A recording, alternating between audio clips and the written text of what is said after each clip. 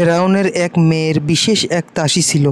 মেয়ের যাবতীয় খেদমত করত এই দাসী, তার সাজসজ্জা হতো এরই হাতে।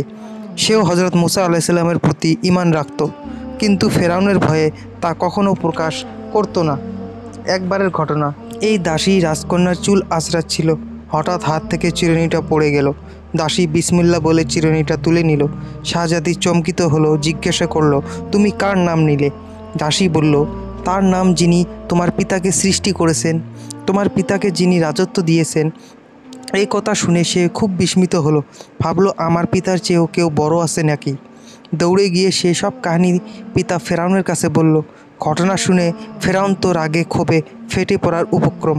সে বাদীকে ডেকে খুব গালাগালাজ করলো, ধমকাধমকি করলো, কিন্তু বাদী স্পষ্ট ভাষায় বলে দিল, আপনি যা ইচ্ছা করুন, আমি ঈমান ত্যাগ করতে পারবো না। বাদীর দৃঢ়তায় ফেরাউন হতবাক হলো। সে মনে করছিল চাপ দিলেই বাদী ঈমান ছাড়তে বাধ্য হবে, কিন্তু এই স্পষ্ট জবাব তার মাথায় আগুন ধরিয়ে দিল। সে তাকে কঠিন শাস্তি দিতে মনস্থ করল।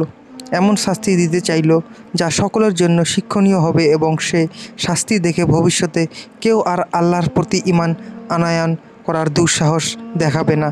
ফেরাউন বাদীকে গ্রেফতার করে তার উপর নির্যাতনের কাজ চলালো। সে প্রথম বাদীর হাত পায়ে পেরেক ঢুকিয়ে দিল। তার শরীরে আগুনের জ্বলন্ত অঙ্গার নিক্ষেপ করা হলো, যা বাদীর দেহে লেগে দেহকে ক্ষতবিক্ষত করছিল ও ঝলসে দিচ্ছিল। কিন্তু বাদী ছিল অটল, নিজ সিদ্ধান্তে অবিচল। বাদীর কোলে ছিল তার শিশুপুত্র, তাকে কেড়ে নিয়ে আগুনে ছুঁড়ে ফেলা হলো। মায়ের চোখের সামনে শিশু বাচ্চা মুহূর্তে পুড়ে ছাই হয়ে গেল। কিন্তু এই শিশু আগুন থেকেই বলল, মা, ধৈর্য ধরুন, সাবধান, ঈমান ছাড়বেন না। শিশুকে আগুনে নিক্ষেপ করা হলো।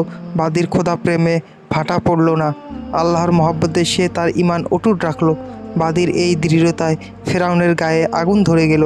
একসময় সে বাদীকেও জ্বলন্ত আগুনে নিক্ষেপ করল।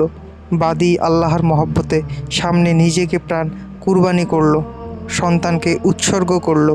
সে এর মাধ্যমে জগতের বুকে আল্লাহর প্রেম ও দৃঢ় ঈমানের ইতিহাস রচনা করল। প্রিয় বন্ধুগণ, আজকের ভিডিও এই পর্যন্ত। ভিডিওটি ভালো লাগলে চ্যানেলটি অবশ্যই সাবস্ক্রাইব করবেন।